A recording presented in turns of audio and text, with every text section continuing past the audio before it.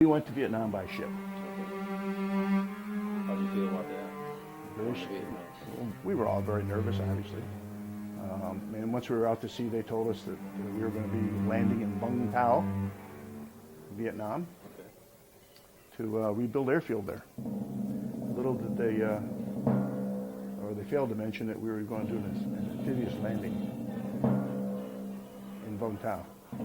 So just like World War II, we went over the sides on the rope ladders down into the landing craft, weapons locked and loaded. And now we're really getting scared, right? Because we also saw World War II movies where, you know, they were assaulting on Iwo Jima or something. And so we motored around, did the circles in front of the bow, and then went out and landed. And no sooner did the front end drop down and we come out charging, this little lady's over there doing her wash at a well. What you do, GI? We had a Viet Cong. He got through security with weapons and was going up and down the runways. We didn't know this at the time, but with hand grenades wrapped with rubber bands, taking the fuel caps off of airplanes and dropping them in there. And of course, the jet fuel would eat the rubber bands over time, making a good time hop. Blew up 8 or 10 aircraft. After things settled down, quote unquote, we were ordered to return our weapons, and I refused. I said, listen, my life's in danger, I want to be armed. I was getting reminded of my duty to obey commands, and I said, not if it involves my safety, I'm sorry. So things were progressing with the both veiled and direct threats about court-martial, and I was moving down that path pretty quickly. That's when the Tet Offensive hit, that night.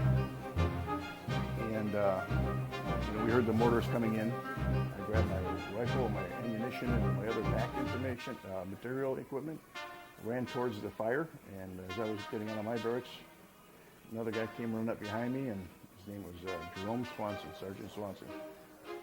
And he and I went out and held the perimeter. They had actually mortared and overrun the perimeter on the corner of the airfield and gotten past that, and he and I were the last ones there in the airfield past the perimeter. So we held them off for a while until the other guys could get armed and come out and do the battle for 3 hours. It was very scary because while we're shooting, I had him in my peripheral vision, and I saw a spark go off his head and him go down. And now I'm alone. So I was really shaking pretty good. But he started moaning, he came back, and he got hit with a bullet in the helmet. Trajectory was such, it came up across the helmet liner out the back. Just knocked him out. So he was very fortunate to be alive. The battle went on for a couple of days, on and off, sporadically. And it was just a shame what we found after things settled down. We found women and children. One guy that was actually chained into a tree. He had no choice but to either fight or die. He was going to die either way because they would have shot him.